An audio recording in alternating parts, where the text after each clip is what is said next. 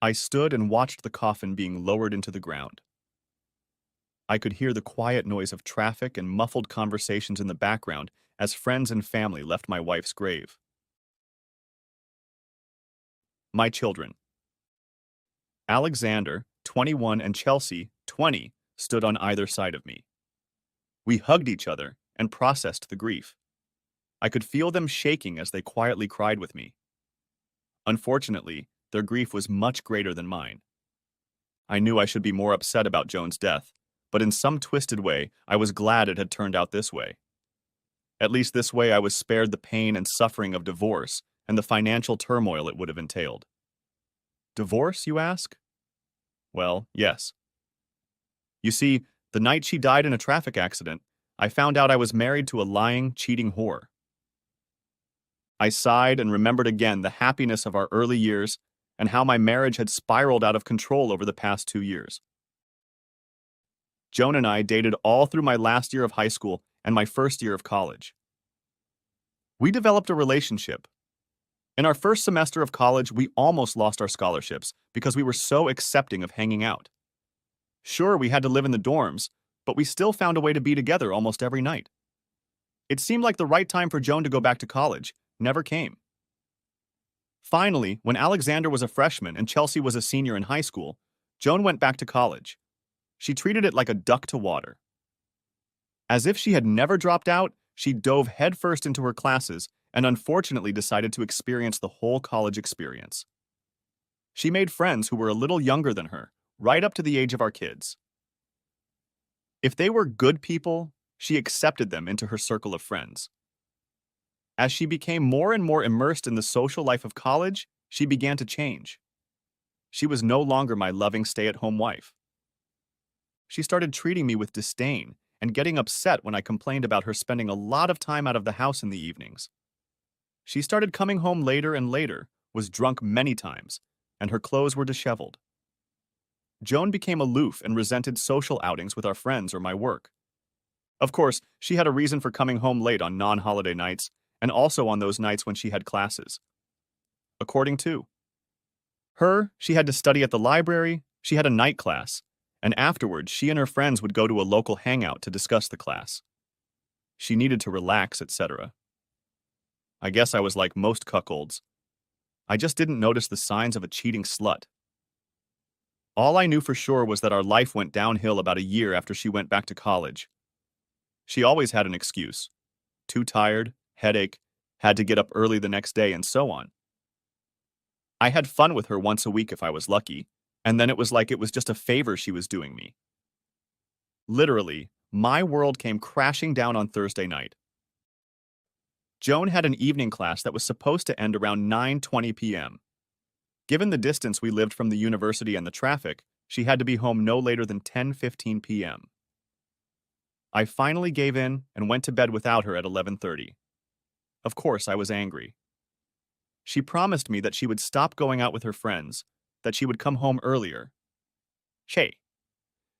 The doorbell woke me up at 1:20 a.m.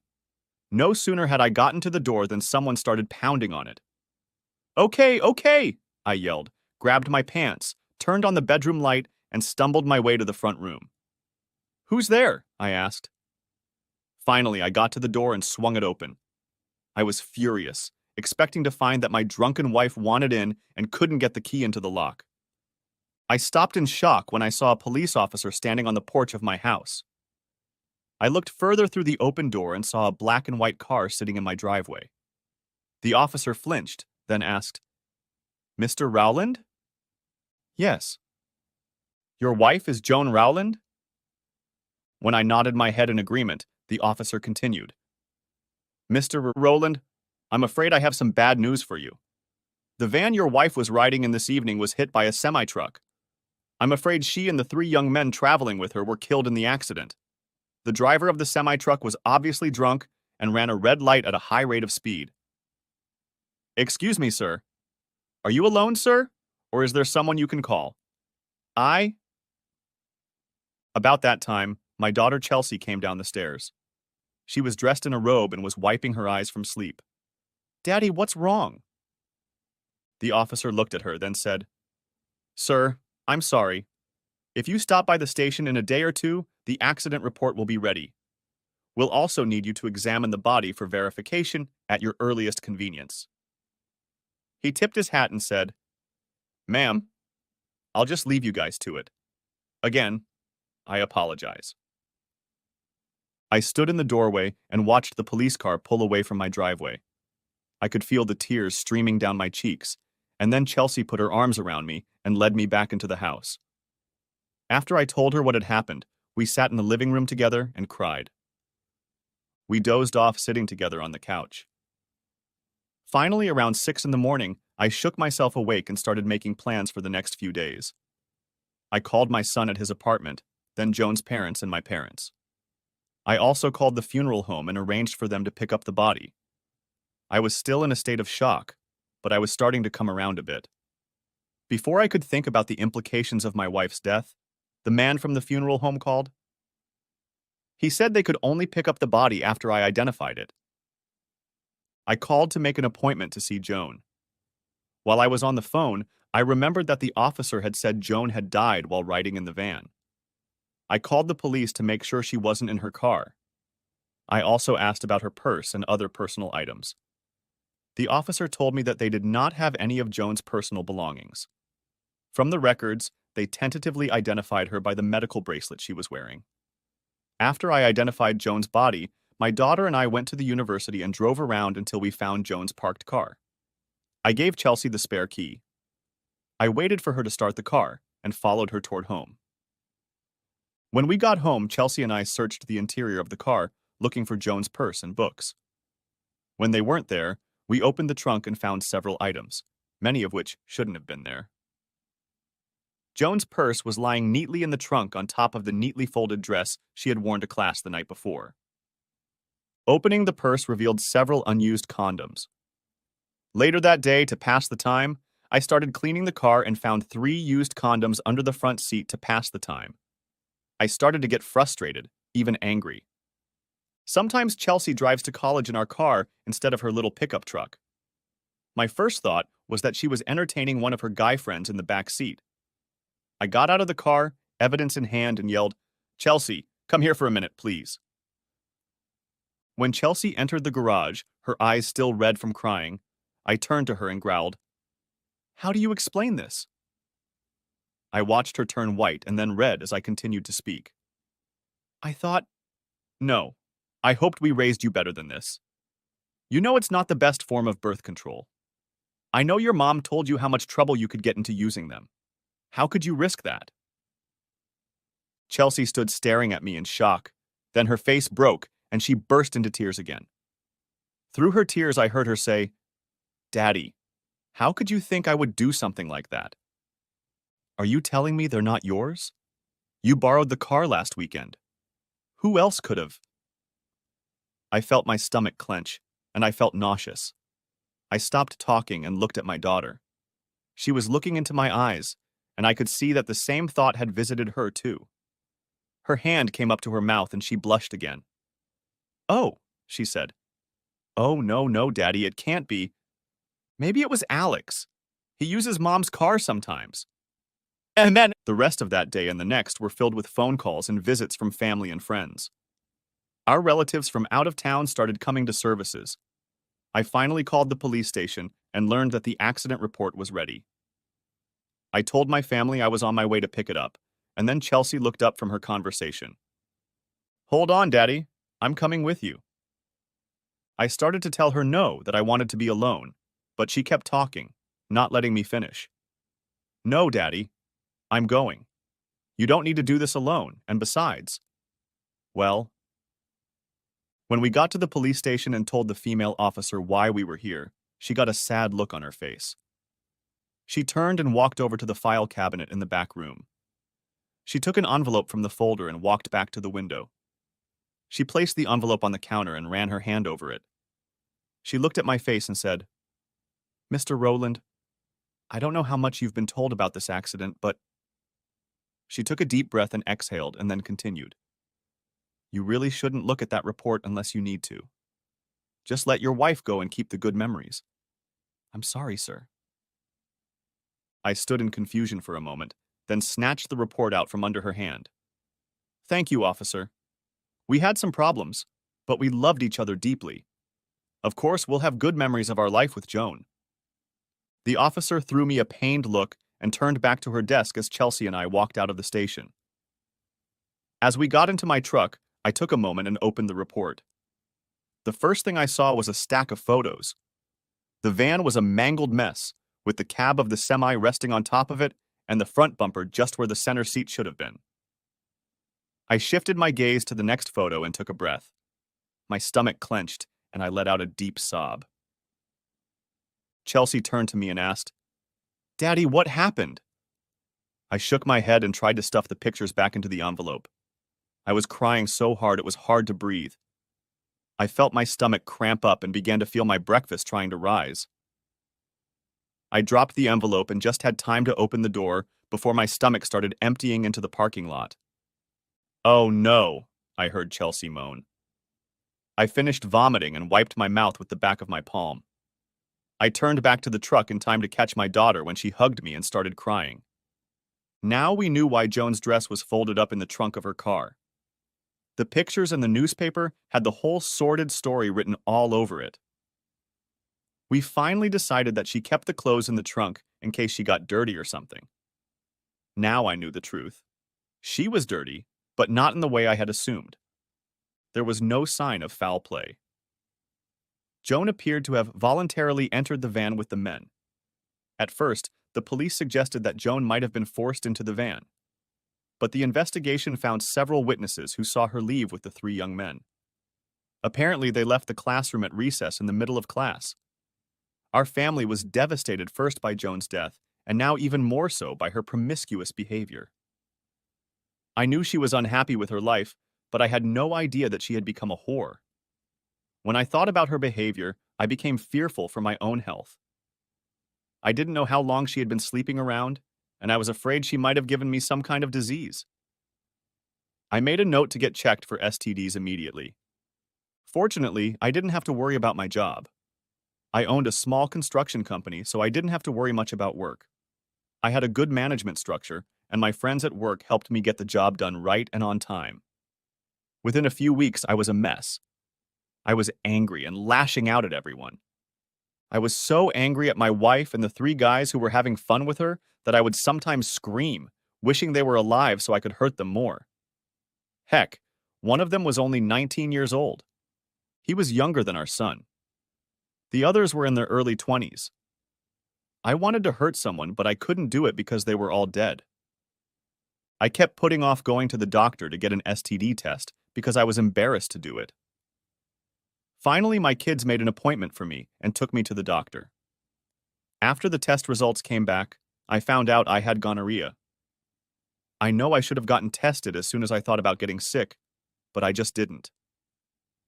It had been so long since Joan had allowed me to do it with her that I went back to doing my own thing. One day, about 3 weeks after the funeral, I was sitting in my living room drinking and going over the accident report. I felt like making someone pay for my pain again, and then it hit me. I couldn't make my whore wife or her lovers pay, but I could get to the trucking company for denying me that opportunity. I decided to see if I could sue them. When I contacted the lawyer, he was almost cackling with joy. It seems this company had a habit of hiring incompetent drivers. They had a history of accidents and traffic violations. He thought it would help with any case we brought against them. I told him to file a lawsuit, and off we went. Of course, as it happens in these cases, the case dragged on, but eventually ended.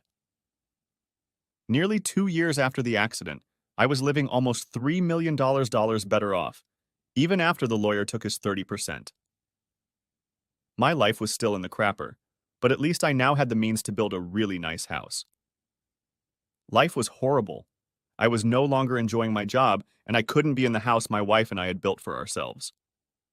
I finally decided that I would just drop everything and move away.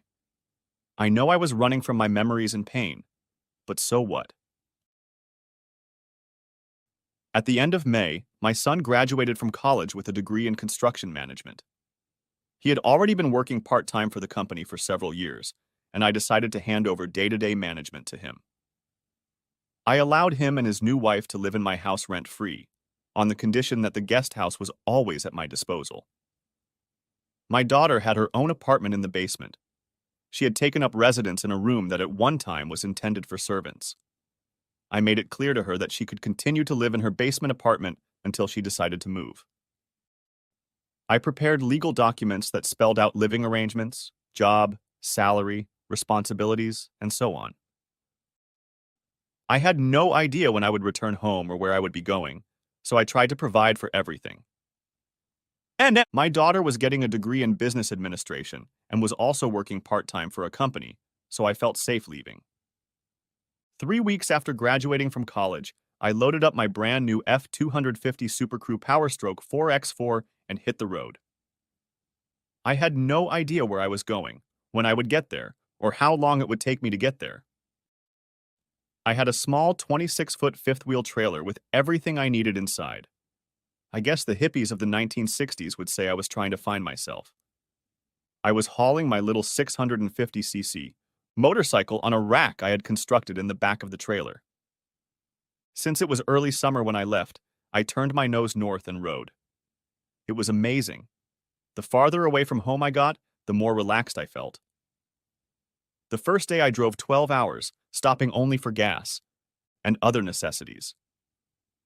The second day was the same, and then I arrived in Rapid City, SD. I had never been there and fell in love with the Black Hills.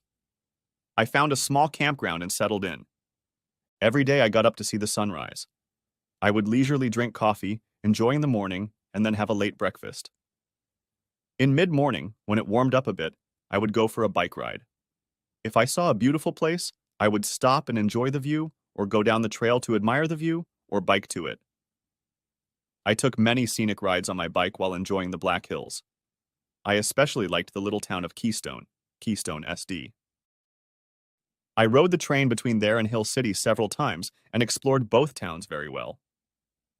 There were a lot of beautiful women there, too. Several local wineries make outstanding wine.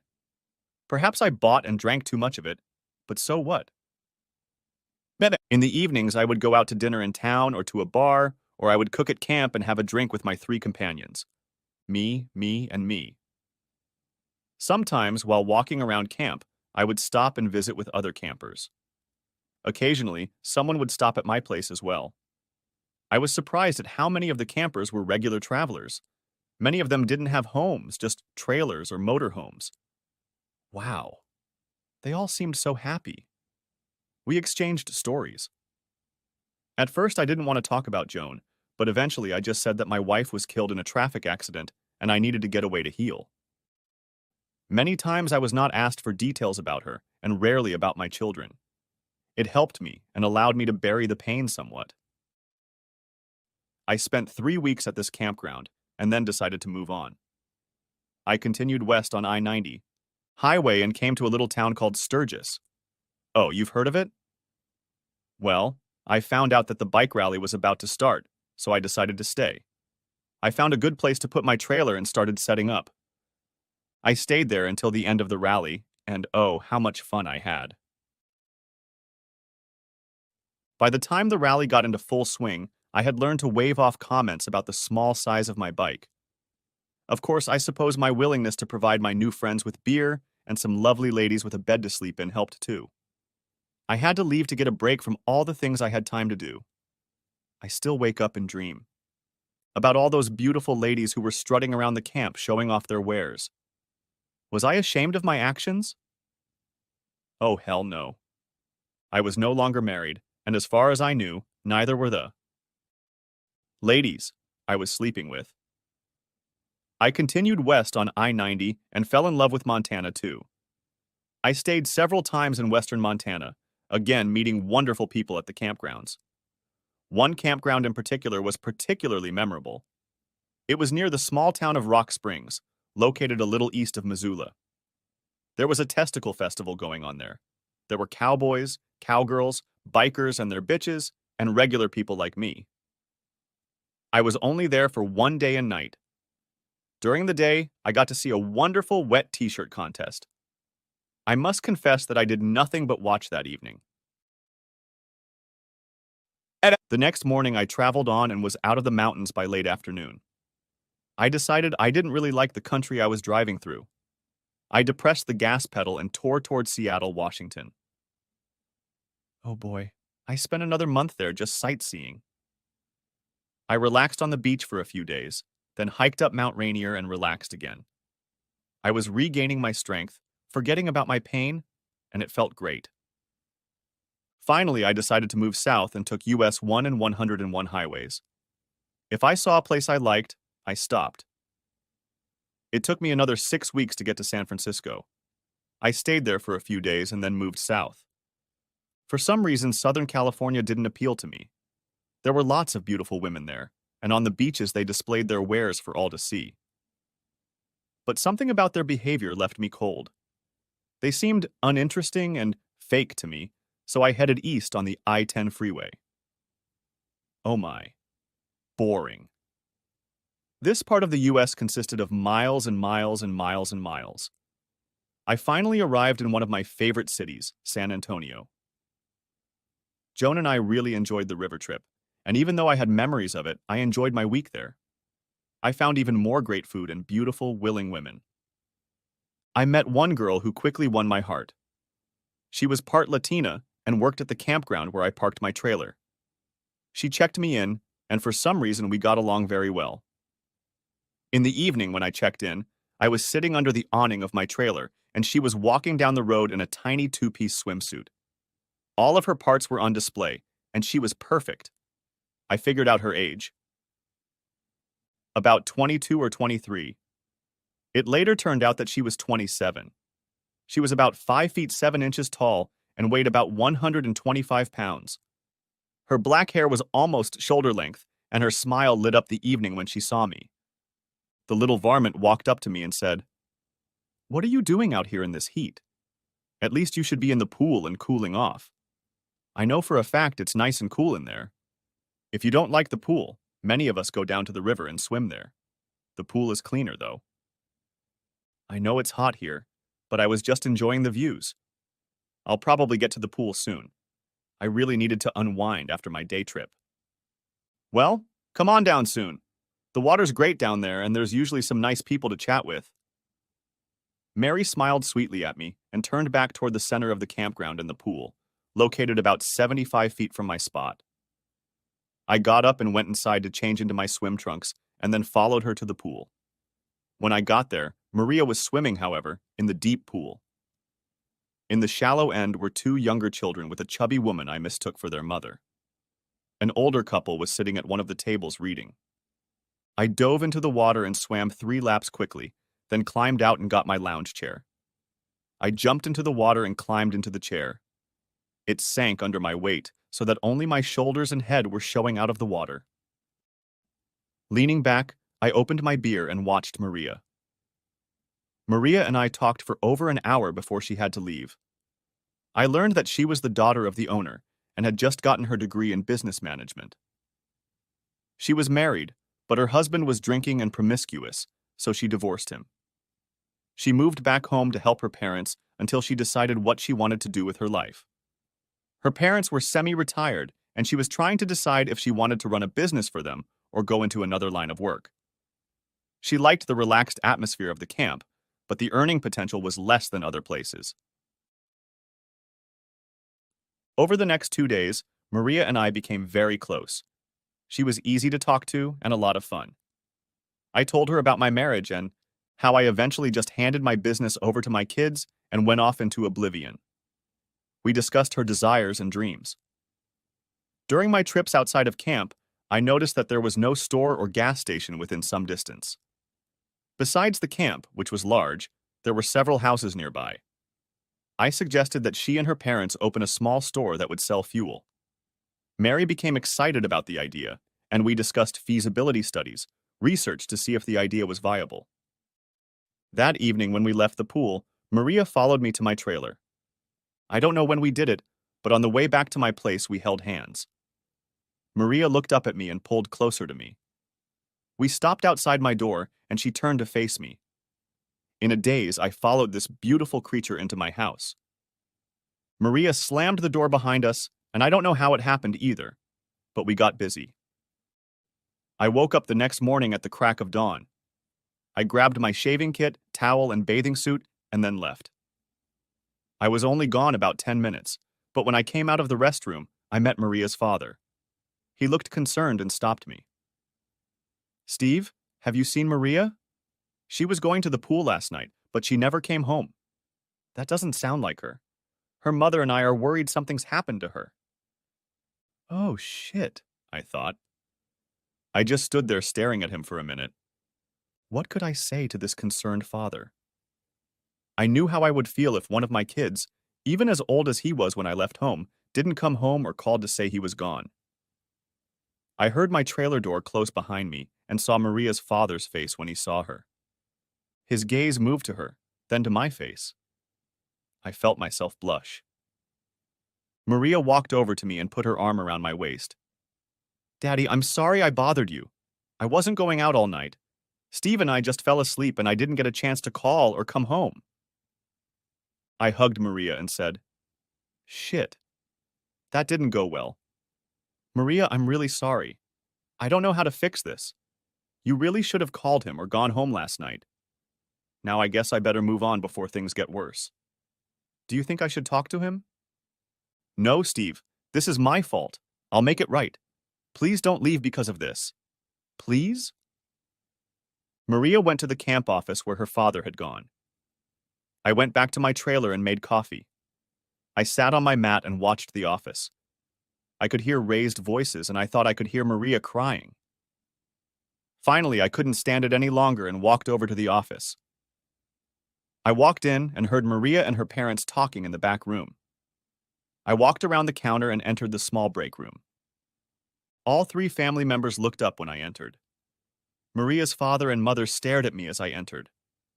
Maria looked guilty and chastised. "Mr. Hardy, I owe you an apology. I had no right to. I know how I would feel if my daughter did something like that. I just didn't think, and I'm afraid I took advantage of it. I let my and Maria's friendship and need for companionship override my common sense and honor. Please don't be too hard on Maria. I paid for a week's stay here, but in light of this fiasco, I will be leaving as soon as I can today. Please forgive me for causing your family so much trouble. Maria is a beautiful girl, and you should be proud of her." Felicia gasped and pressed her hands to her face. She began to cry and said, "How can we be proud of what she did this night? We taught her that you can't sleep like that." Mr. Hardy looked at his wife, then at me. He took a step toward me and stopped. He turned to his wife and enclosed her in his arms.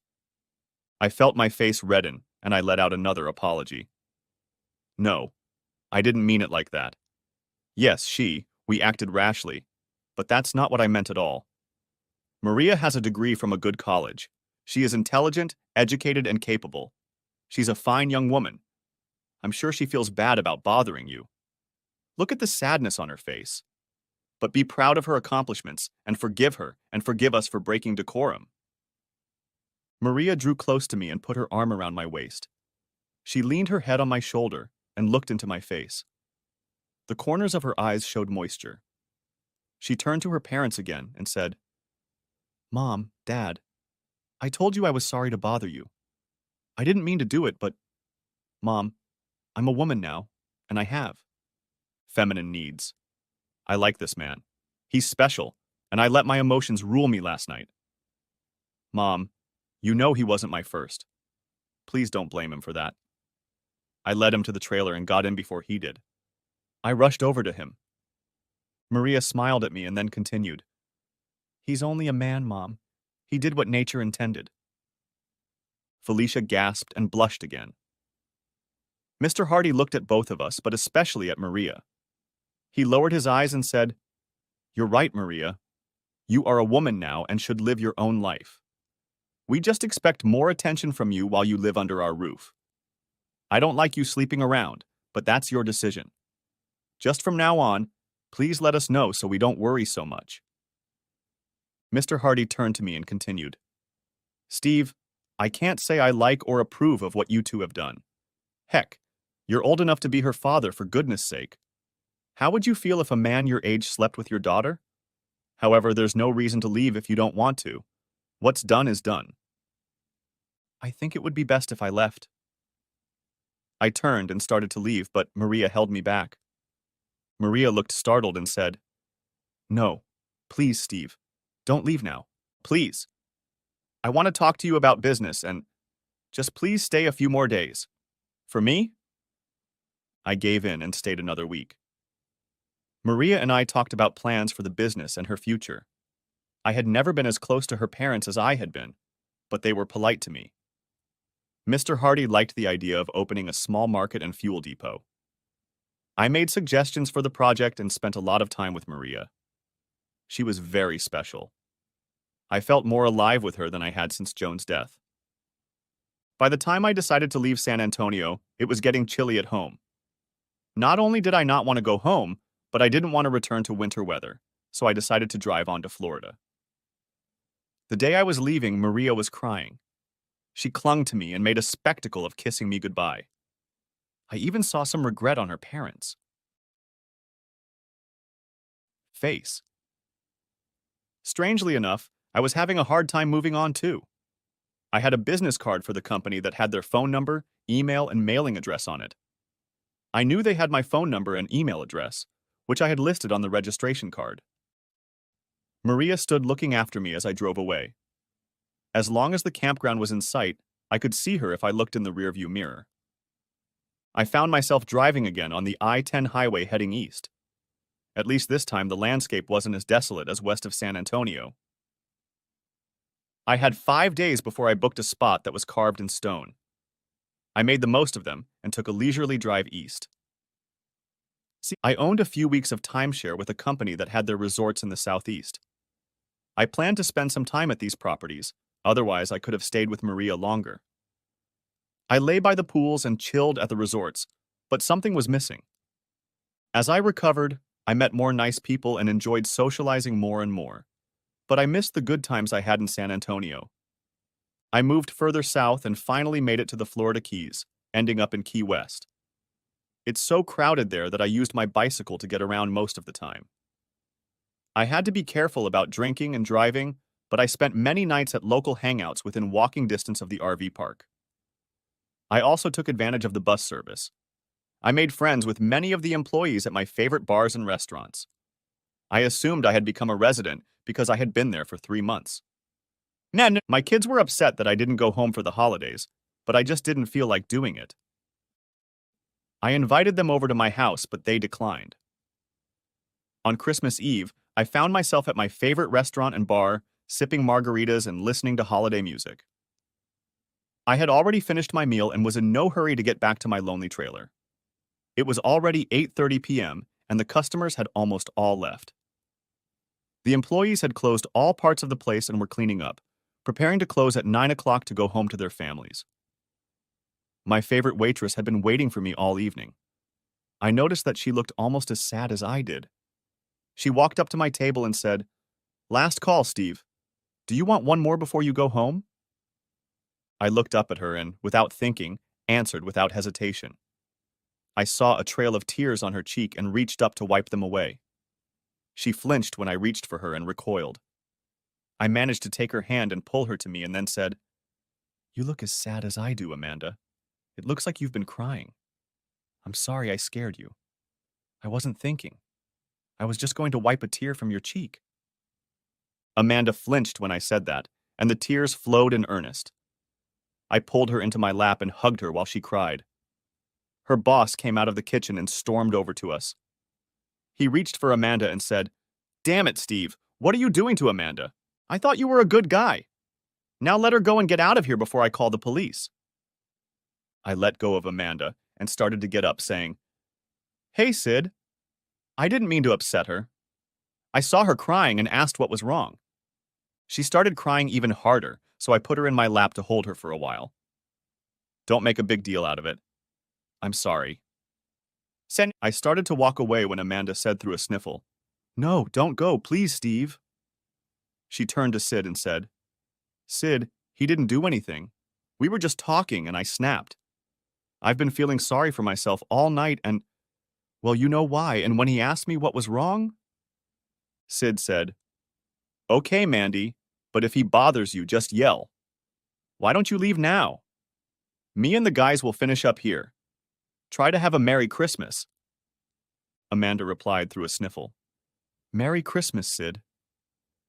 Amanda watched Sid walk back behind the bar and followed him. They talked for a bit, then he smiled and handed her a large pitcher of margaritas and 2 glasses filled with ice. By the time we had finished half of the pitcher, Amanda told me about her tears. She had to work the early shift today and had told her live-in boyfriend about it.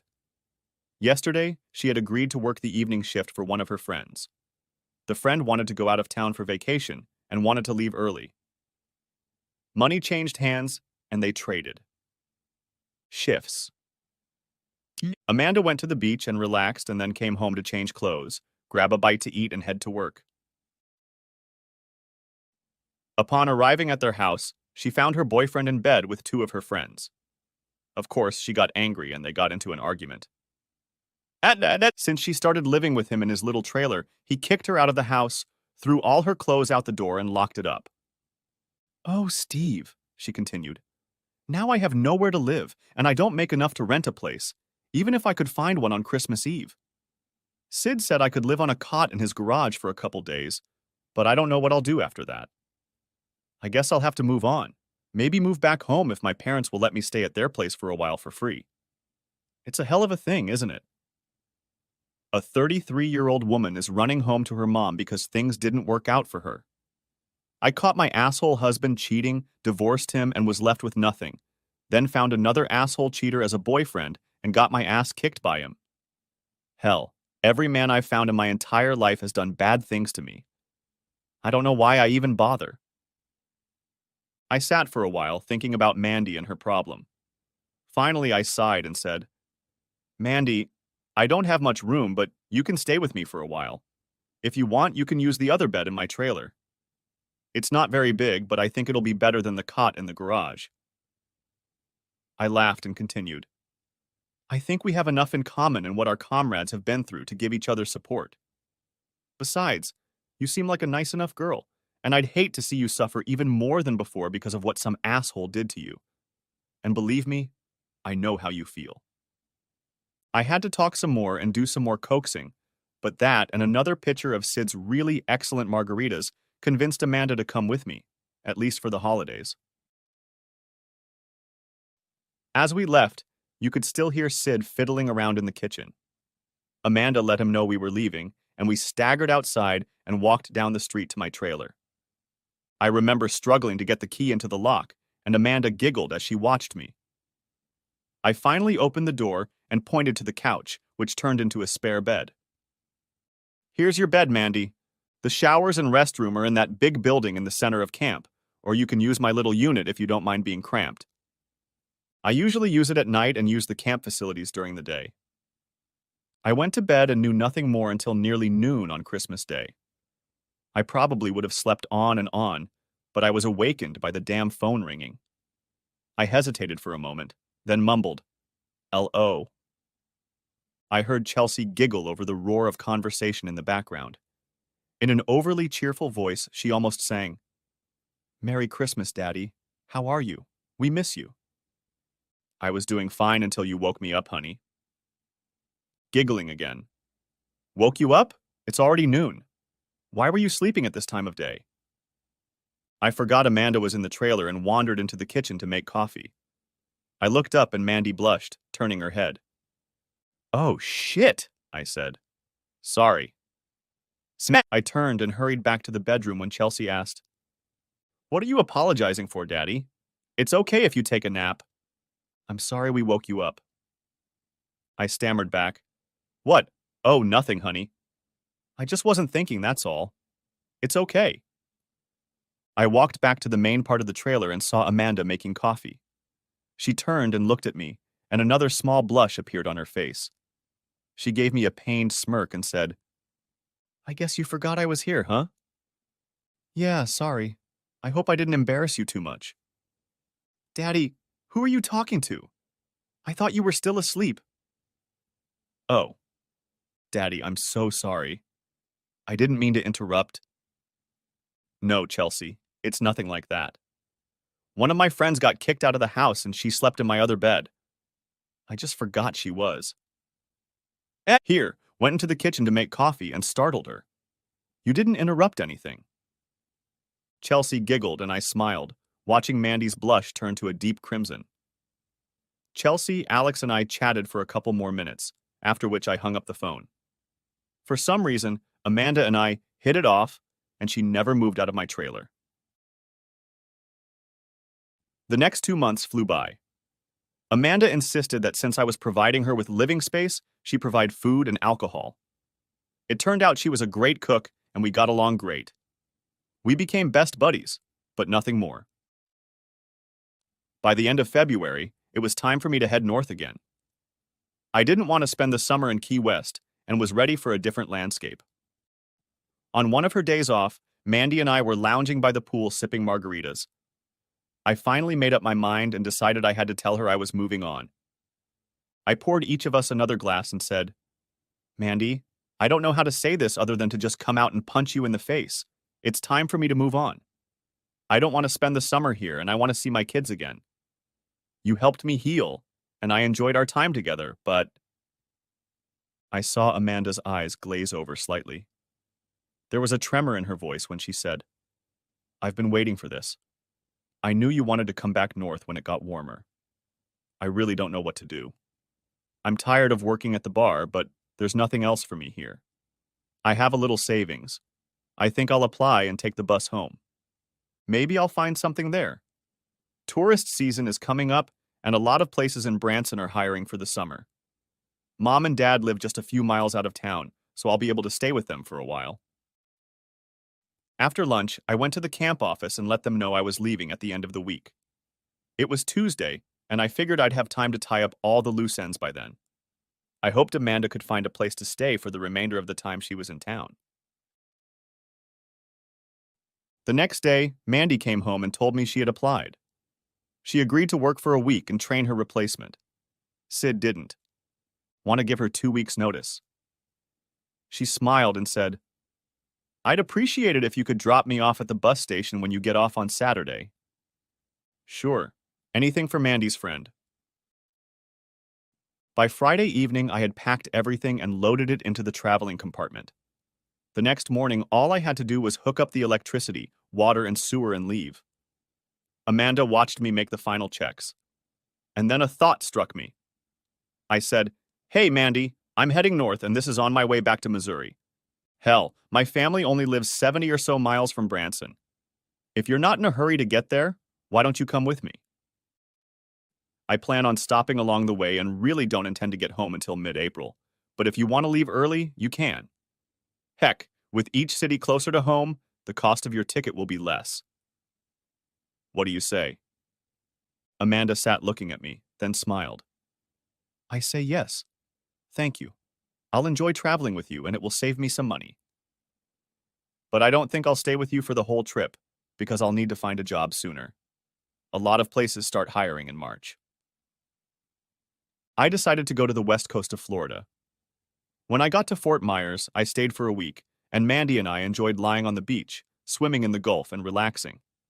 She was very special. We seemed to know what the other was thinking, and we enjoyed doing almost the same things. One night we were at a little beach diner that served great shrimp. We each drank a couple pitchers of beer and ate a ton of shrimp. The younger crowd was the majority, and seemed to resent the few older people as they treated Mandy and me. A couple times, one or the other young man at the table next to us approached to ask Mandy to dance. She always politely declined, but as each one was refused, the anger built up. We overheard several comments about her being a tease and me being an old asshole. We decided to leave and took a bathroom break before doing so. As I came out of the restroom, I heard a commotion in the women's restroom. Mandy was nowhere to be seen. Then I heard her voice, No, asshole! Get your ass out of here and leave me alone.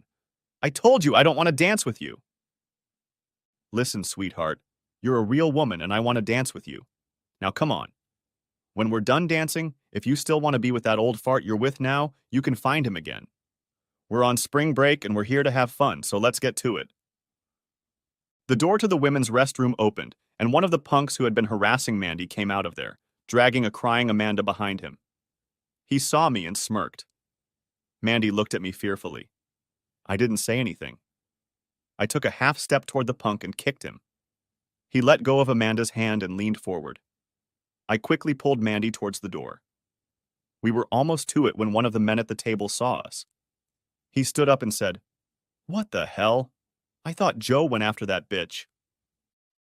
The other two headed toward the hallway where the restrooms were. I sped up and pulled Amanda out the door. As soon as it closed, I heard a scream. We rushed into the truck and I rushed outside. We were already a few feet off the road when the door of the bar opened and 3 young men jumped out. They stood and watched us drive away. Amanda was crying silently. I reached for her and held her hand on the console for a moment. It took us 10 minutes to get to our parking lot. I got Amanda into the trailer and pulled her to me for a hug. She was shaking and crying as I gently led her to my bed. I sat her down and took off her shoes and laid her on her back. I took off my shoes and climbed into the bed to cuddle her. We both drifted into sleep. I woke up once during the night to relieve myself. I then went to the front of the trailer and made Amanda's bed. That's where I spent the rest of the night. The next morning, Amanda woke me up as we were making coffee. "Steve, thank you for last night. I know you lay in bed for a while with your arms around me. Why did you leave? I didn't want to kick you out of bed." "Mandy, I needed to go to the bathroom, and you didn't need an old man hitting on you after what you went through last night. I decided it would be best for both of us if I ended the night here." "You didn't molest me. I know you would never do anything like that.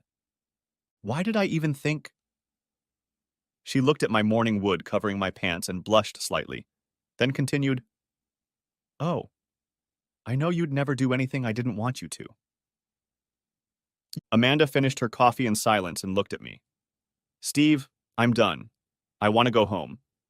I think if you take me to the bus station, I'll just leave you here." "Well, I can do that if you want, but I think I'm ready to move on too. Why don't we just pack up and leave? If I find a place I want to stay, I'll take you to the bus station. It'll save you more money, and it certainly won't cost me anything, since I'll still be burning fuel to keep driving." Amanda smiled and nodded her head in agreement. "Okay, if you're really going to leave, I'll stay with you until you stop again. Just don't leave on my dime." "No. After last night, I'm ready to move on too. I doubt those assholes would turn us in even if they knew the truck's license plate number, but I still want to move on. I'd hate to run into them again later on, where they could pounce on us all at once if they felt vengeful. I was planning on going to Bradenton or Clearwater in a couple days." Mandy smiled her 1,000-watt smile and hugged me tightly. "Is there anything I can do to help us get on the road, boss?" I assigned her a couple of lighter tasks and then set about getting the rig ready to move. Strangely enough, I was getting anxious to get home to Missouri. I had seen some beautiful country, met some wonderful people, and had had a vacation, but I was ready to get back into a rut. I was tired of my idle life and was ready for a challenge, to be productive. What surprised me, however, was that I didn't want to go back to my hometown and do business. At the thought of Joan and visiting the places we had traveled to, my soul still ached. As we drove down the road, Mandy and I started talking about home. She told me that her parents had a large lot on a lake. Outside of Hollister, Missouri, a small town south of Branson. She reminisced about her childhood and how much fun they had at the lake and running up and down the hills. Her description reminded me of the property I inherited from my wife after her death. It was just under 26 acres and was on a lake near Hollister. She inherited it from her parents when they died. It was her maternal grandfather's until he died. It was all that was left of a fairly substantial farm that the government had taken away when the lake was built. He retained ownership of this small piece of land, and at one time kept a fishing camp on it. As we approached the turnoff for Bradenton, I kept my course northward. As we passed one by one the exit ramps to Clearwater, Mandy glanced at me. I saw her considering several RV parking lots that normally would have caused me to pull over and linger. Finally, she turned to me and asked, "Steve, why are we driving on? I thought you were planning on staying in this neighborhood for a while. You know, Mandy, I decided this morning that I'm tired of Florida and want to go home. The weather is nice here this time of year, but I guess I've already stepped back and healed. When you talk about your home and the lake and the hills, I get homesick. I think I'll just move back to Missouri, at least for the summer. I can drop you off at the bus station if you want, but since I'm going home, I might as well just come with me. I'll get us home almost as fast as the bus, and it'll be much more convenient for you. Are you sure, Steve? You're not just doing this for me, are you? I wouldn't want you to. I appreciate all the help you've given me, and the trip in particular, but I don't want to ruin the trip for you. No. While you were talking, I remembered about a small piece of land that my wife and I, er, own, on a lake near Hollister. I haven't been there in years. My wife inherited it from her family, and I guess it's mine now. There used to be a fishing camp or resort there. I think I'll find it and see what it's all about. I might just bring my car there and stay for a while. I'm still not ready to go back to my old house and meet everyone. I'm sure the whole town knows what Joan did to me, and I don't want to face that. For some reason, I also can't be excited about returning to my company. My son and daughter run it as well as I do, judging by the financial reports I've been getting, so why bother? Besides, if I go back, their income will drop somewhat, and they're young and need money to get a start in life. Okay, Steve, if you're sure you're not just doing this for me, I'm fine with it. It took us 3 days to get to Amanda's house. It was very difficult to get the car through the small, narrow roads to her parents' house, but we made it. She was welcomed with open arms and lots of tears. After meeting them, I tried to drive out, but her dad didn't want to hear about it. He made me roll the trailer up to their house and hook it up to the plumbing and electricity. Amanda had told her parents how much I had helped her, so they treated me royally. Admittedly, I noticed a few questioning looks, and I was sure they were wondering about Mandy's virtue. Oh, come on. A beautiful woman has been living with a man for almost 3 months now, and they're not sleeping together. Hell, even I wouldn't have believed it, even though I knew it was true. I loved Amanda to death, but we were friends, not lovers. I just couldn't explain it. She was one of the few available women I knew. Oh, sure, I had my eye on her, but not to the point where I dared to put her to the test. After a week, I think we even convinced her parents of this. I was sitting on the terrace one evening when her father came out with a couple of bottles of Newcastle ale. He sat down next to me, handed me the beer, and said, "You know, Steve, I just can't understand you, son. You're a great guy as far as I can tell, and I appreciate you helping Mandy the way you did, but hell, I just don't understand how you all can be the way you are. Hell, I know how I'd feel if my wife did what you did, but..." I felt a surge of pain when Frank spoke of Joan. He seemed embarrassed to see the look on my face. I said, "You know, Frank, I've done some things on this trip that I'm not very proud of. I've had my share of women, especially at first. I guess I was trying to get even with Joan or something. Hell, I don't know. Maybe I was trying. To prove that I was still a man, still desirable to women or something. I don't know. When I first met Amanda, she was working at a bar in Key West, and I was attracted to her, but we became friends, buddies. When her boyfriend kicked her out of the house and I invited her to stay with me for a few days, I promised her I wouldn't bother her so much. I guess we started socializing, but neither of us felt the need to move on to anything more.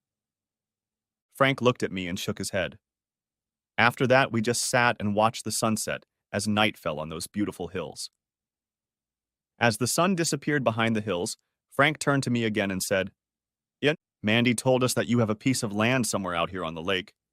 She said you were going to stay there for a while?" "Yeah, I figured I'd try to find it. I hadn't been there in about 10 or 12 years, I guess. It belonged to my wife. She inherited it from her grandparents. There used to be a fishing resort there, and I thought I might spend the summer there if I could find a way to move my trailer to a good spot." Frank sat and thought for a few minutes, then said, "You know, about 3 miles down the road, there's a piece of land that could be yours. There are some old docks on the shore and a few crumbling shacks. I think some woman lives in the best of them and kind of looks after the place. Tomorrow is Saturday and I'm off work. We can go take a look if you want. I have a map in my trailer. I'll get it out now and we can take a look. I knew it wasn't far from here, but I wasn't sure exactly where. I was going to call around the neighborhood and try to find someone to direct me if I couldn't find it. I picked up the map and returned to my chair. Frank and I studied it and he said, "Yes, I think this is the place." He looked at my car and continued, "We'll take my little Jeep Wrangler if you don't mind. Some of the roads here can be pretty rough and narrow. There's no point in taking your truck until we're sure we've picked the right spot." Early the next morning, right after breakfast, Frank and I packed up the cooler with lunch and beer and hit the road. At the last minute, Amanda ran out and jumped into the Jeep with us. "Hey guys, I want to go too." I think we drove almost 7 miles down the road to get over the 3 miles that the crow flies, but we finally pulled up to a gate with a "no trespassing" sign. We were pretty sure this was the place, so I figured we'd just go inside. After another 300 feet down a narrow trail, we came to a steel cable stretched across the road and another "no trespassing" sign. This time, the cable was padlocked. We couldn't get past it except on foot. I said, "Well, it looks like we're going to have to hoof it from here. I don't have the key to the padlock with me. I'm not sure I even have a key." We had walked about a quarter mile when we turned a corner and saw the unkept grounds of a small resort and cabins. Only one of them looked livable, and it appeared to house an office and bait store. Behind the cabins, we could see a dilapidated dock, and beyond that, a beautiful lake. We were walking around looking around when a very upset woman came out of the shack. "What the hell are you all doing here? Can't you guys read? This is private property, and I know you ran at least one no trespassing sign to get here." As she stepped closer, I saw that she had a small pistol tucked into the waistband of her pants. "I'm sorry to bother you, ma'am. We saw the signs, but unless I'm in the wrong place, this land belongs to me, so I'm not trespassing. I wanted to come down and look it over. If it's my land, I figured I could bring my trailer down here and spend some time there. This used to be Rory Fellow's place? If so, I inherited it when my wife Joan died. I'm Steve Rowland." The woman relaxed a little when I said that. She looked me over and said, "Yes, it was Rory's place, and I remember little Joan. I think you're okay, but you should have called me or someone else. I suppose you want me to move out, don't you?" I looked around the apartment and said, "No, that won't be necessary, unless you want to move out. From what I understand, for the right to live here, you were supposed to keep an eye on things. I can see that you've already done some things, but I wish more could be done. If you still want to live here, I can help you clean up. Look, mister, I have to work to eat. I do what I can here, but I need to work in town too to pay for food and other things." Hey, wait a minute. I didn't mean you don't do anything here, and I realize we don't pay you anything. All I said was that I could use your help to do more. If it's just the two of us working together, I want this place to look a little better, okay? Okay, but I don't like it when you talk like I'm not doing my job here, you know? Frank and I wandered around looking around the place, trying to decide where I could park my trailer. Mandy stayed behind to talk to... Hell, I didn't even remember her name. It wasn't long before Mandy caught up with us. She said, "I think Jolene is in a better mood now. I explained some things to her and she's calmed down a bit. You know, Steve, some of these hill people are very touchy. You'll learn, but you need to be a little careful in dealing with some of the folks around here until you get to know them better. You don't live far from here, but people in your part of the country behave a little differently than we do here. Of course, a lot of the people who work in Branson in the tourism industry have adapted a little bit, but even then, in their own land, they kind of go back to a different worldview." It was still late March, and cool weather was the norm. Starting the next morning, I began working on getting my car to camp. The drive down the state and county roads wasn't difficult, but I had to cut through some small trees and brush to get down the trail to the old resort. It took all day to do that. I bought a chainsaw to accomplish this task and decided to leave it at the resort. I knew I would need it again soon and saw no point in lugging it back and forth with me. Jolene came out a couple times during the day to watch me work. When she saw me walking toward the cabin she was occupying, she came out onto the porch. Hi, Jolene. Looks like I'm done for the day. Thought I'd leave the saw here if you have a safe place for it. Yeah, I use the old shed for the tools I use here. That's also where I keep the mower. Let me grab my keys and I'll be right back. Back from the house, Jolene handed me the key and continued. Here, Steve. It's an extra key for the lock. In case you lose it, I keep mine on a nail next to the front door, and the extra door key is hanging from the rafters of the second shack. As we entered the maintenance building, I looked around. All the equipment was old, but from the looks of it, Jolene had taken very good care of it. She noticed my look and said, I know it's not fancy, but my man and I tried to keep everything old as best we could. A couple years ago, he died of a heart attack. Now it's just me.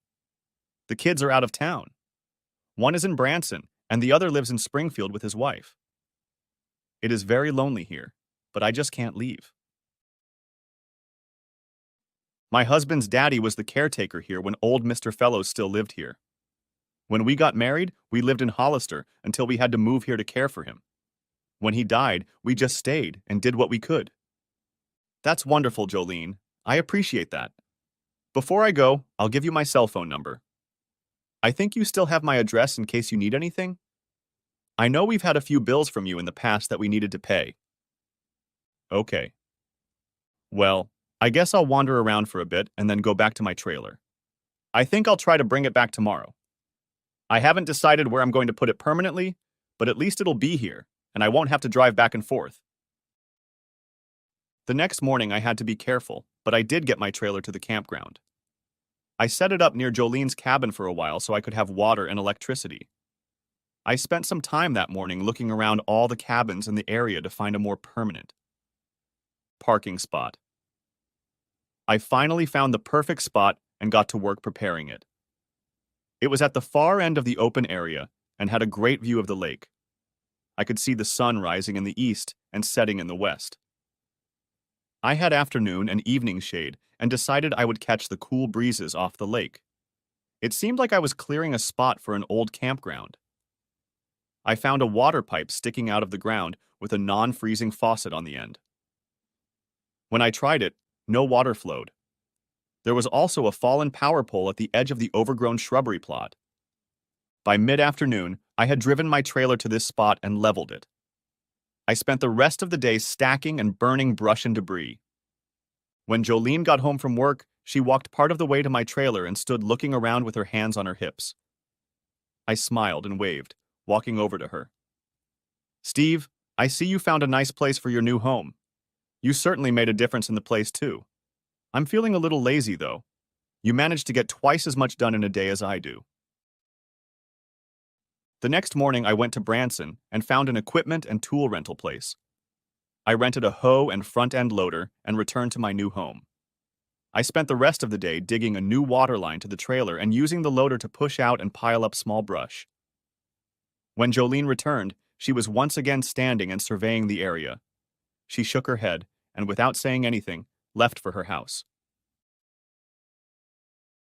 The next day, after laying the water line from the well to the trailer, I covered it and leveled the trench. Then I tackled the road, clearing the ditches and moving the brush away from the edge. I also cleared a section of beach all the way down to the lake and along a small creek that flowed next to my trailer and into the lake. I also dug up the vegetable garden area and then went back to hoeing. The next day I sowed grass in the areas that had been mowed and covered it with straw, and then I just sat and rested most of the day. It was in my 60s, so I hung my hammock up so I could look out over the lake and relax. The next project was to repair part of the dock so I could get my boat out of storage and tie up. I planned to do a lot of fishing when the season opened. I was spending money to renovate the old house, but not a lot. It was cheaper than what I was spending on the trip, and I think I was happier. I kept in touch with several people I met while traveling across the country, and they were all interested in my project. What's more, several of them said they would come visit me if I had a place where they could leave their cars for a few nights. I was excited about this and spent a few more days clearing out parking lots for my friends. I called my son and asked him to bring one of our hose and dump trucks so I could use them.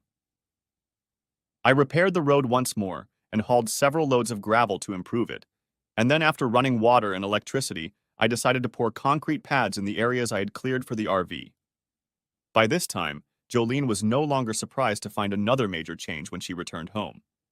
Moreover, sometimes in the evenings she would even come out and help me if I was still working.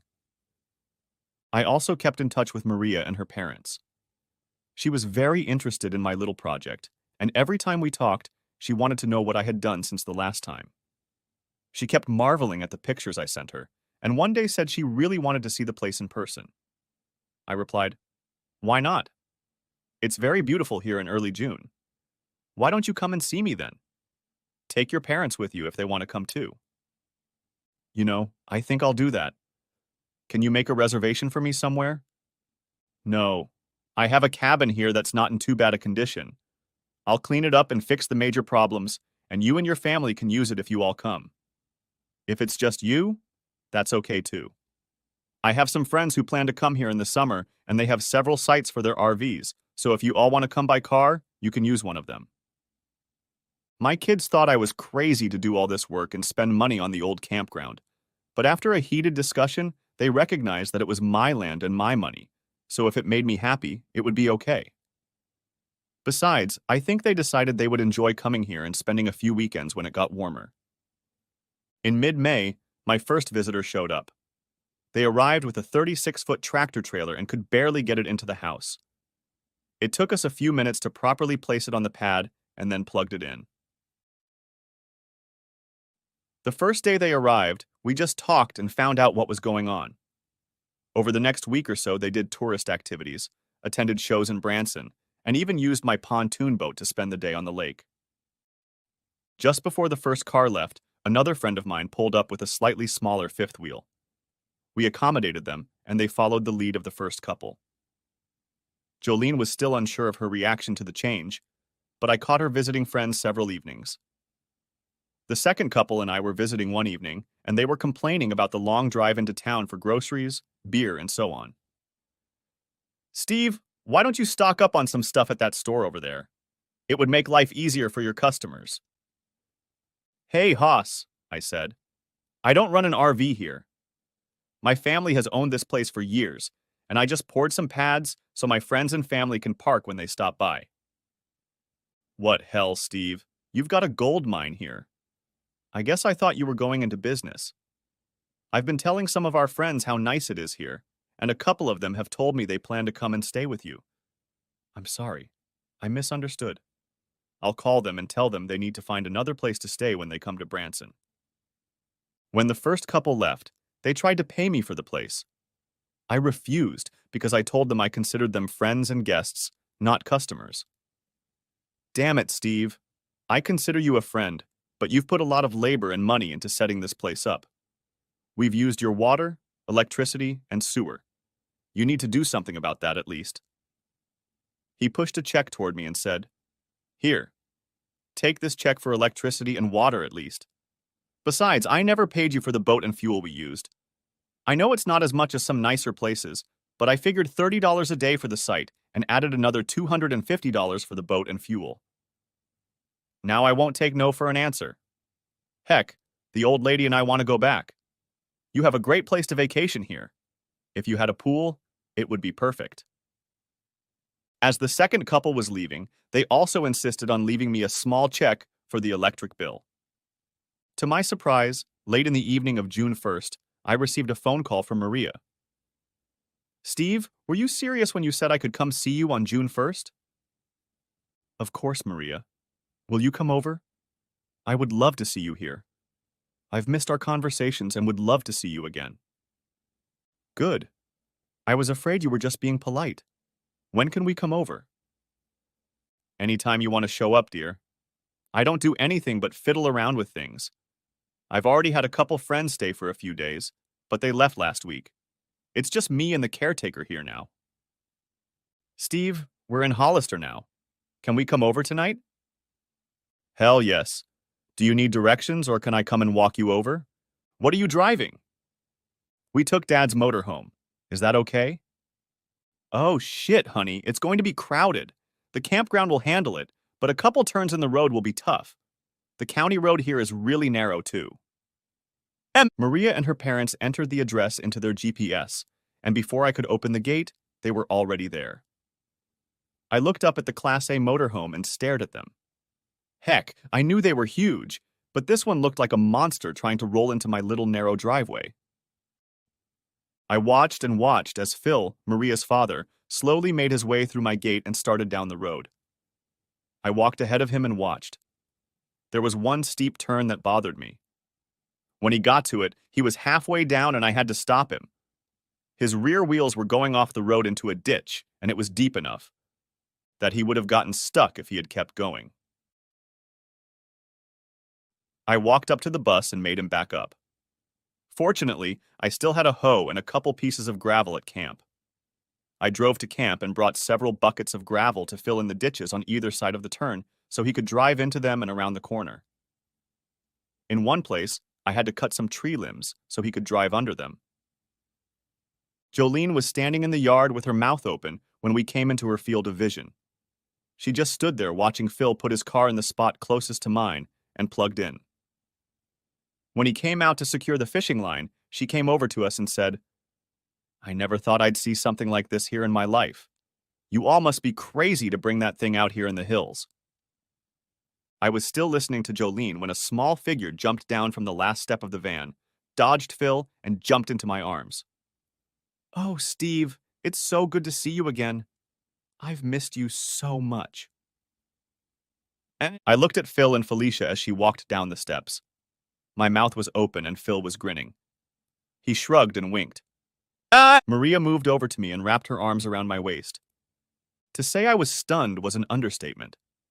I didn't know how to react, and I think Maria finally realized it. She pulled away from me a little and looked me in the face. "Steve, is something wrong?" "No. You just surprised me, that's all. It's good to see you all." At that moment, a small car pulled into the yard next to us. I looked back and smiled. Amanda jumped out of the car and jumped up to me. She wrapped her arms around me and kissed my cheek, then stepped back. She looked around at my new guests and said, "Hi, everyone. I'm Mandy. I didn't know you guys were here. I just came to talk to Steve and then I'll get out of your way." Mandy's eyes glistened. She said, "Steve, I should have stopped by here first and told you the news." "Oh, Steve, I got the job. I'm the new assistant manager at Ride the Ducks. I work from noon till closing. Now I can pay you back all the money you spent on me in Florida. I just should have told you that before I went home." "Mandy, honey, we had a deal in Florida. You bought the food and I paid for the trailer space. You don't owe me anything else. I'd still spend most of the money on the two of us if it was just me." "Yes, I know, but I owe you at least for the ride home, and I intend to pay." Maria looked at Amanda, her jaw clenched and her eyes glittering. I thought tears appeared in the corners of her eyes. I saw a hint of the Hispanic woman character I'd encountered a couple times in San Antonio. She turned and almost collided with the van. Felicia looked at me, and without saying a word, followed Mandy. Phil looked at me, and Mandy shook his head and continued setting up his van. Mandy looked at me, then at the van. "Steve, is there something wrong here? I didn't mean to interrupt you." "I don't know, Mandy. It's Maria and her family. I thought I told you about them. They have an RV parking lot near San Antonio. We became friends while I was there, and I invited them to visit. They just arrived, and I thought everything was fine until you showed up." Mandy thought for a moment, and then she made a grimace and said, "Oh, shit. That's the girl you've been talking to all the time, isn't it? The one you've been pining for?" I nodded my head affirmatively, and she continued, "Steve, I'm sorry. I think I messed things up for you. Shit. I hope I can fix it now." Mandy walked around the front of the van and said, "Sir, I think I've made a big mistake. Can I come into your van and try to work things out with your daughter and wife?" I didn't hear what Phil said, but Mandy walked back to the door, knocked and walked in without waiting for an answer. I stood looking at the door as Phil came back and stood next to me. About that time, I heard Maria screaming inside the van. I couldn't make out what she was saying, but I knew she wasn't happy. I heard a smack and a scream from Mandy, and then Felicia's voice. Phil looked at me and said, "Well, son, I think we have a real problem here. If you had another woman, you should have told Maria about her before we got here. You know she hasn't even looked at another man since you left us. All she could talk about was coming here and seeing your son. How long have you been with this woman?" I didn't know which part of Phil's conversation to address first. I was in shock. Hell, I knew Maria and I had been close in Texas, but damn. Hell, I was 40, and she was what? Maybe 28. Hell, she wasn't much older than my kids, and it sounded like she thought we were a couple. Shit, what am I supposed to do now? Admittedly, if I'd gotten involved with another woman, Maria or someone like her would have been a good catch, but damn, she was just a kid. Finally, I decided to answer all of his questions, but in reverse order. I told him about Amanda and how we were just good friends. I explained how we started living and traveling together, and then I said, "Damn it, Phil. I had no idea Maria thought we were more than just good friends. Phil looked at me and said, "Son, do you really think my Maria just jumps into bed with any of our guests? I was thinking more about you." "Oh shit, Phil. You know that's not what I meant. Oh shit, I don't know what I meant. I guess I really screwed up, didn't I?" There had been silence in the van for some time now. The door opened and Amanda stepped out. She had a red stain on her cheek. Maria followed her out, her gaze lowered. Felicia was the last in line, and she looked sheepish but pleased. I sighed, not seeing blood. Well, not really. I walked over to Amanda and touched her cheek. She took my hand and squeezed it. "It's okay, Steve. I think we've got it all sorted out. Now I need to get home. Will you walk me to my car?" Mandy pulled me away from the group. When we reached her car, she stood on tiptoe and kissed my cheek again, then whispered, "Steve, this woman loves you to death. If you have any brains at all, you'll cling to her and never let go. Now I have to go home and you need to talk to Maria." I hugged Mandy and closed her car door as she got in. I watched her drive away and then turned and walked back to the Hardys, who were standing outside their van looking at me. Maria looked guilty and looked at me with a look of fear on her face. I walked over to the group and took Maria's hands in mine. I squeezed them, then lifted her chin to look into her eyes. None of us said anything. I turned to her father and said, "Look, I hate to be a bad host, but could you and Felicia relax for a few minutes? I think I need to talk to Maria, please." Maria looked startled again. As we turned and started to leave, I noticed a slight wink in Phil's eyes. I wondered if he was that confident or not. Hell, even I didn't know what to say or do.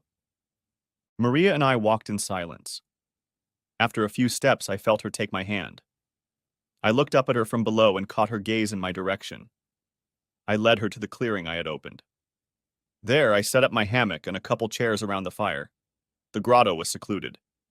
You couldn't see the RV park from it, but you could watch the lake and admire the sunset and sunrise.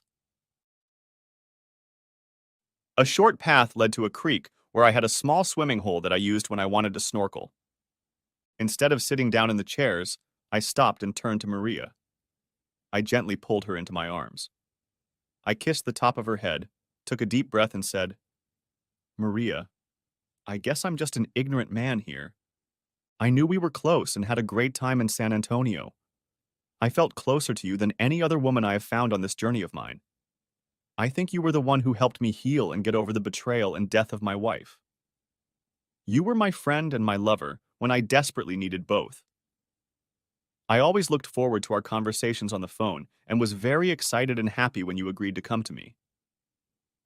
I took a deep breath and continued. I just never thought, hell, I have a son 6 years younger than you.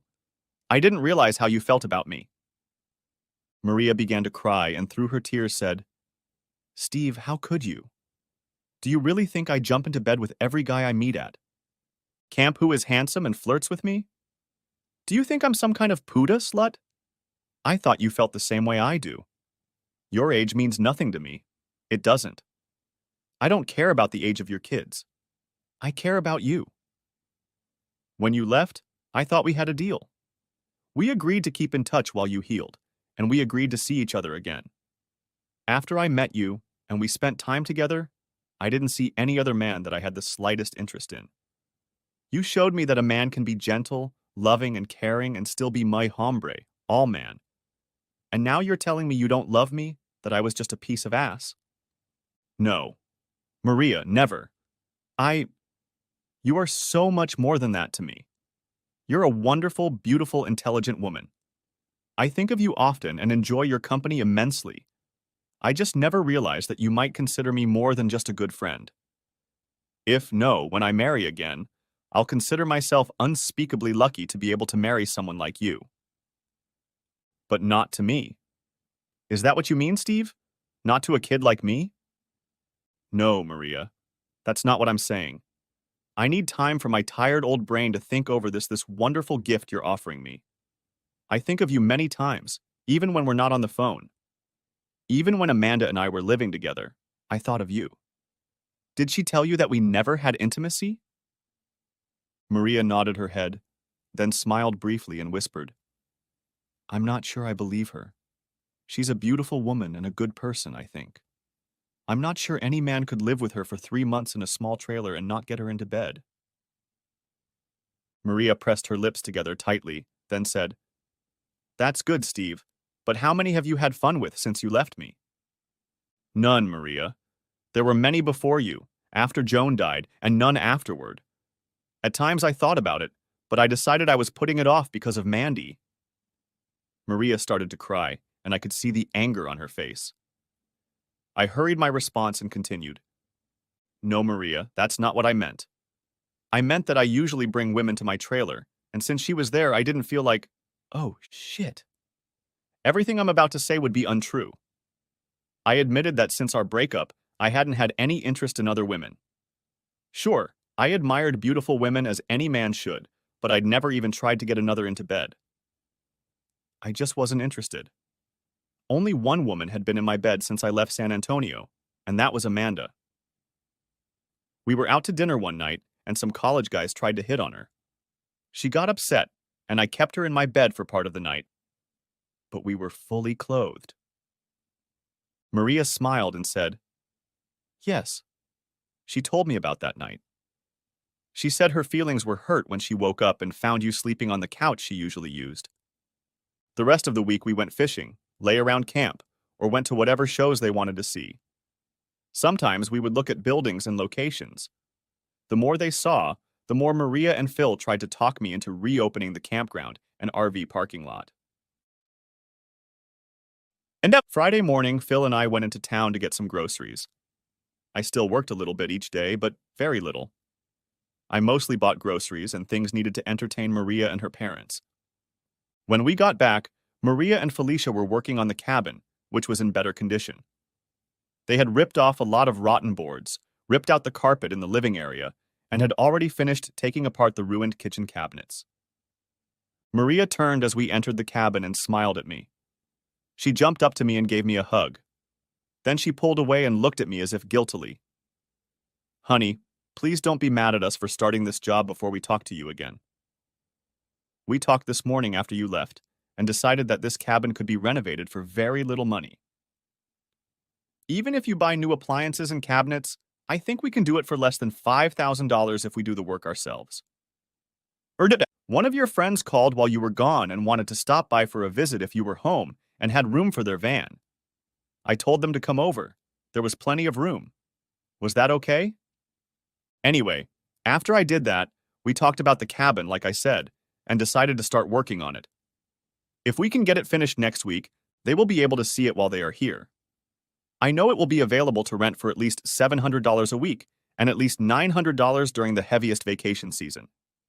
If you do that, you'll recoup the cost of the renovation before the summer is over.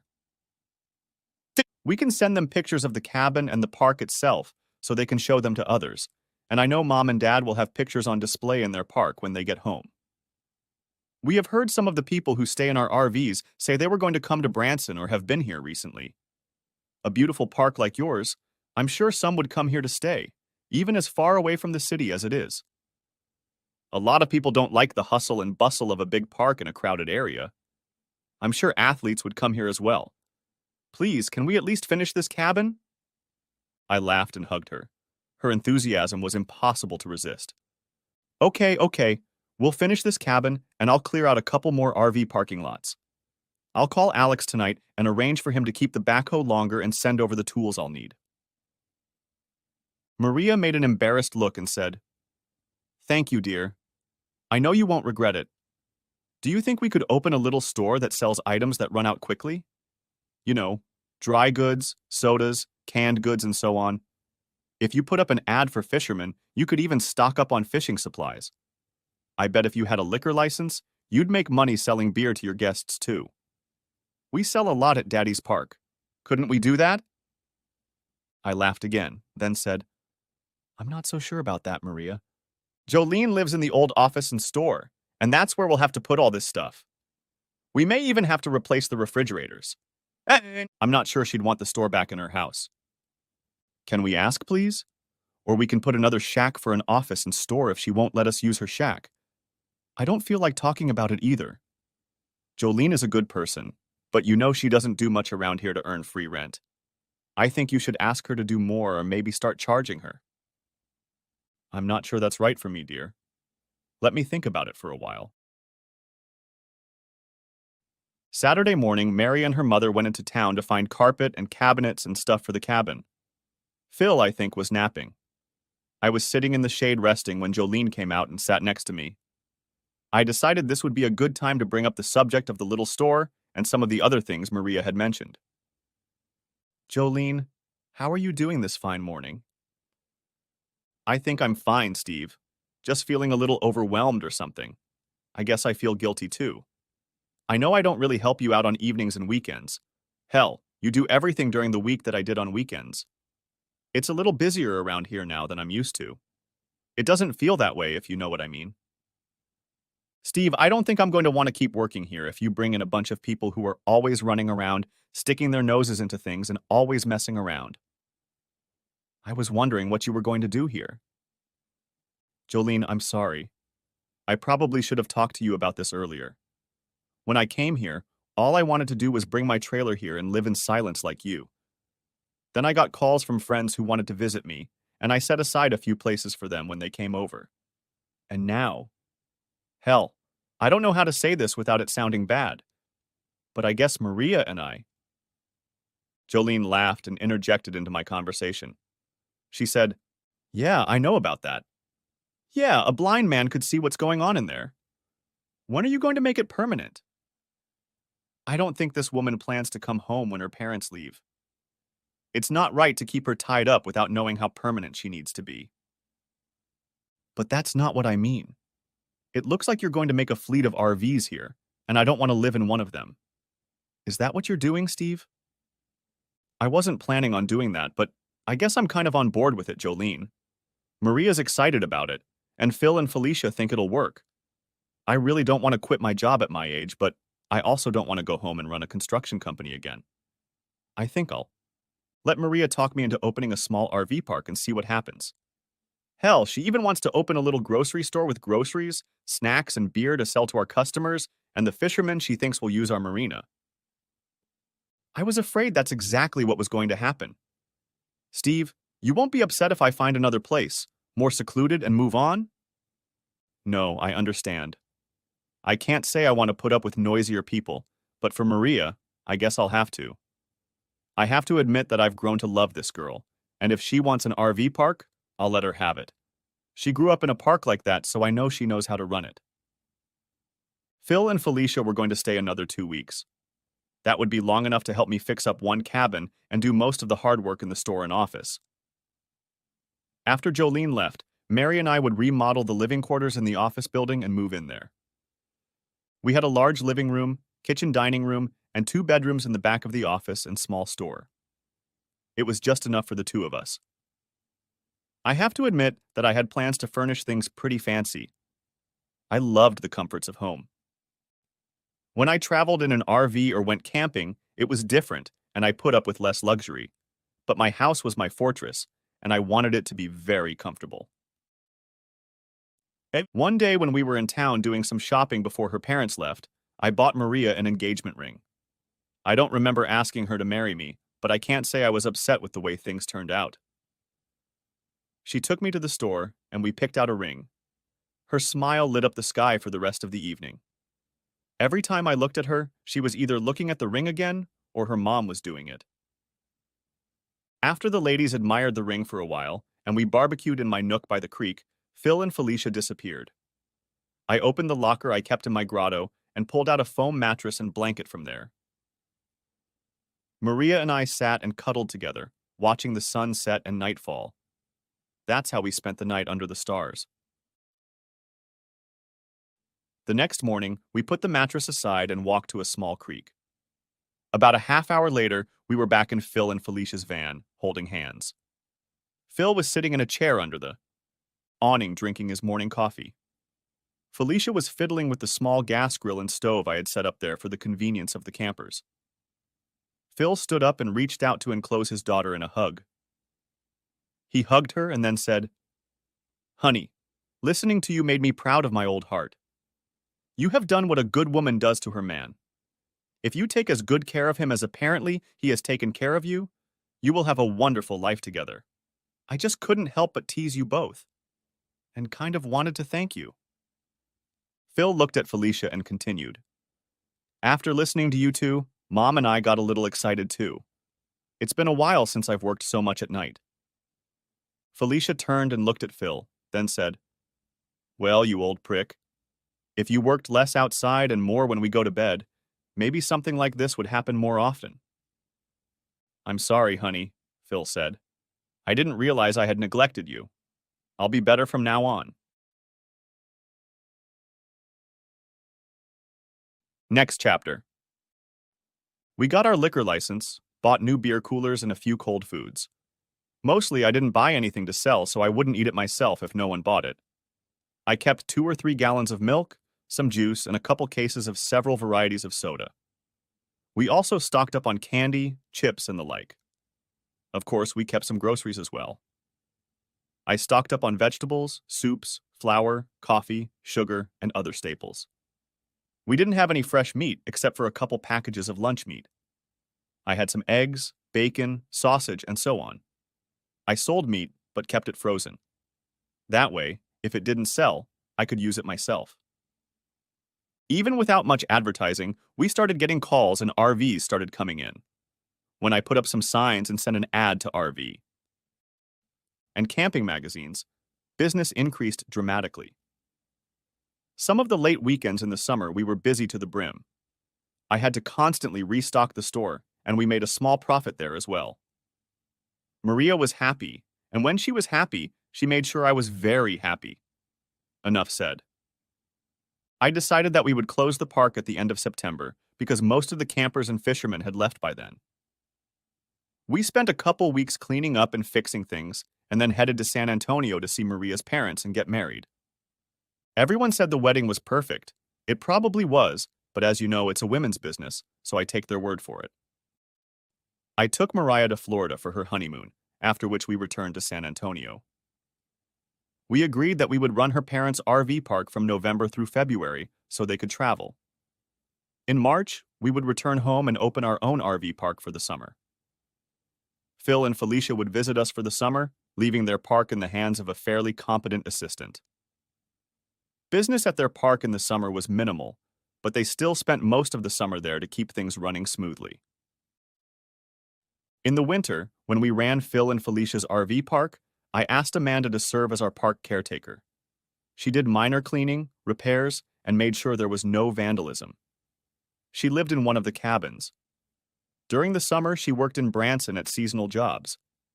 After a year, I even hired her part-time on evenings and weekends during the summer. I allowed her to continue living in the cabin as part of her paycheck. In the second year of our marriage, Maria talked me into getting her pregnant. She said she would be happy with one child, but she desperately wanted one of my babies. We had a son, whom we named Stephen Philip Rowland. From the beginning, Maria was very different from Joan. I had no idea what a difference a marriage based on love and respect could bring. Joan and I married because we had to, and I think she resented that all her life. I suspect we wouldn't have gotten married if she hadn't gotten pregnant. But Maria?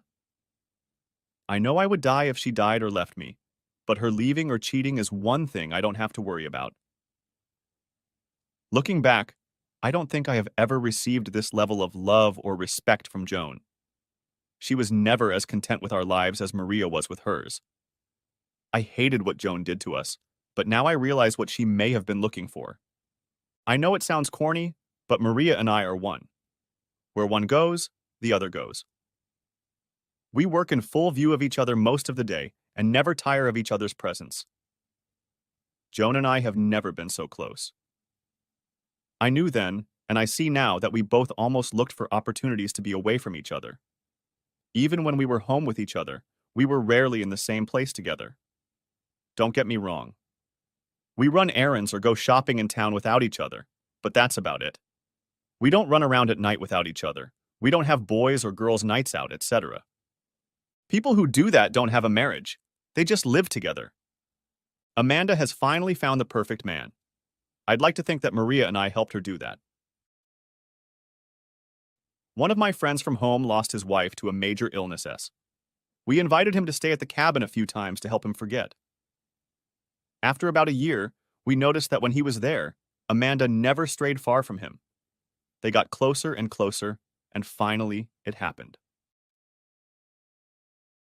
One Sunday morning, Amanda came to our house radiant.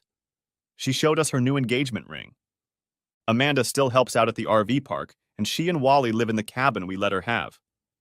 Wally got a maintenance job at Silver Dollar City. Amanda quit her job in the city. She is now a housewife and mother when she is not helping us run the park.